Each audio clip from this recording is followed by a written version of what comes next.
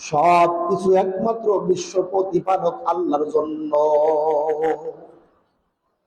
একজন মানুষ যদি দুনিয়াতে চলতে হয় তাহলে সে চিন্তা করবে আমি বাঁচবো আল্লাহর জন্য, আমি মৃত্যুবরণ করবো আল্লাহর জন্য, আমি নামাজ পড়বো আল্লাহর জন্য, আমি খানা খাবো আল্লাহর জন্য, আমি হাঁটবো আল্লাহর জন্য, আমি বসবো আল্লাহর জন্য, আমি ঘুমাবো আল্লাহর জন্য, আমি হাসবো আল্লাহর জন্য, আমি কাঁদবো আল্লাহর জন্য।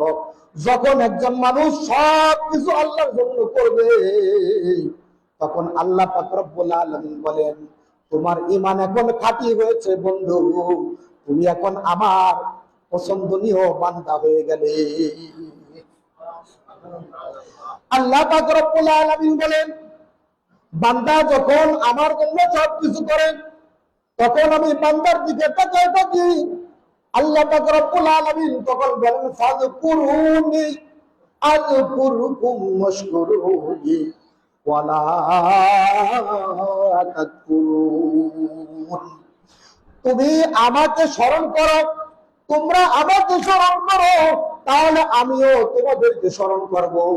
তুমি যখন আমাকে স্মরণ করছো আমার জন্য, আমিও তখন তোমাকে স্মরণ করছি তোমার জন্য। তুমি স্মরণ করো আমাকে জিকিরের মাধ্যমে, নামাজের মাধ্যমে, রোজার মাধ্যমে, যাকাতের মাধ্যমে, হজের মাধ্যমে, তাসবিহ তাহলিলের মাধ্যমে।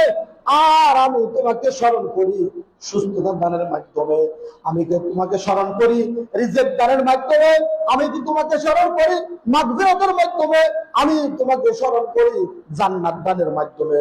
সুতরাং একটা কথা চিন্তা করব, আমি যখন যা করব একমাত্র আল্লাহর জন্য করব। আল্লাহ আমাদের সবাইকে প্রত্যেকটা কাজ, প্রত্যেকটা মুহূর্ত তার জন্য, সবকিছু করার জন্য সবাইকে আল্লাহ তাওফিক দান করে। আমি যখন যা করব কার জন্য করব? আল্লাহর জন্য করব। যে আমল আল্লাহর জন্য করা হয় ওই আমল কবুল হয়, যে আমল আল্লাহর জন্য করা হয় না ওই আমল কখনো কবুল হয় না। সুতরাং একটা কথা চিন্তা করব, আমি যখন যা করব মালিকের জন্য করব, আর মালিক যদি খুশি হয় আমার আর কিছু দরকার নাই। আল্লাহ খুশি তো সব খুশি, আল্লাহ নারাজ তো সবাই নারাজ। আল্লাহকে পাইছি তো সব কিছু পেয়েছি, যদি আল্লাহকে না পাই কিছুই পাই নাই। সুতরাং আমি যখন যা করবো আল্লাহর জন্য করব। যখন আল্লাহ আমার জন্য হয়ে যাবে আমি আল্লাহর জন্য হয়ে যাব, আমি যখন আল্লাহর জন্য হয়ে যাব আল্লাহ আমার জন্য হয়ে যাব, তখন সমস্ত কিছু, সব কিছু, পৃথিবীর সব কিছু আমার জন্য হয়ে যাবে। সুতরাং একটা কথা চিন্তা করব, যখন যা করব আমি আল্লাহর জন্য করব। আর বান্দা যখন আল্লাহর জন্য সবকিছু করে তখন আল্লাহ বলে, এখন আমি তোমার আর তুমি আমার, এখন আর কোনো সমস্যা নাই, তোমার সমস্ত সমস্যার সমাধান করে আমি তোমার যা কিছু প্রয়োজন সব কিছু দেবো কি আমি। আল্লাহ পাক আমাদের সবাইকে প্রত্যেকটা কাজ, প্রত্যেকটি মুহূর্তে তার জন্য বরাদ্দ করার তৌফিক দান করেন, সমস্ত কিছু তার জন্য করার তৌফিক দান করেন। সকলে বলেন আমিন। এক হাদিসের ভিতরে আছে, যখন প্রত্যেকটি কাজ, সবকিছু বান্দা আল্লাহর জন্য করবে তখন তার ঈমান কি হবে? পরিপূর্ণ হবে। তা না হলে তার ঈমান কি হবে না? পরিপূর্ণ হবে না। قال النبي صلى الله عليه وسلم من أحب لله وأبغض لله وأعطى لله ومنع لله فقد استكمل الإيمان أو كما قال النبي عليه الصلاة والسلام।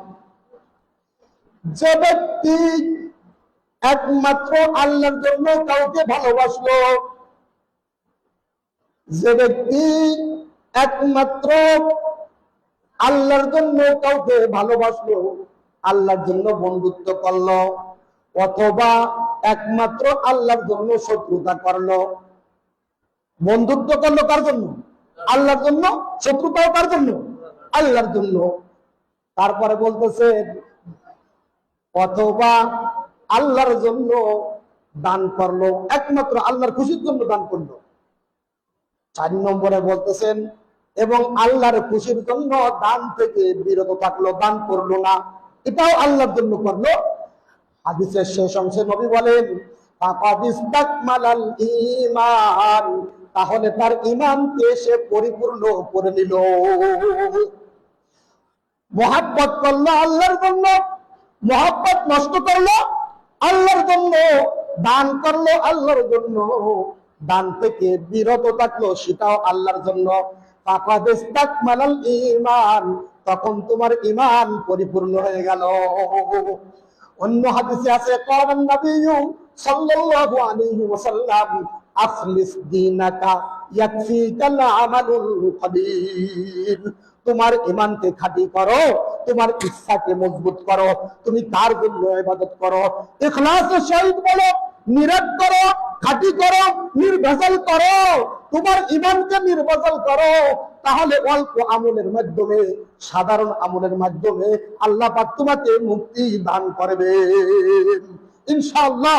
আজ থেকে প্রথম আপনাদের নসিহত, আমার প্রথম নসিহতই হলো যে যখন যা করবো তার জন্য করবো। কথা বলেন, ঘুমাই গেছেন নাকি? ও বাবা।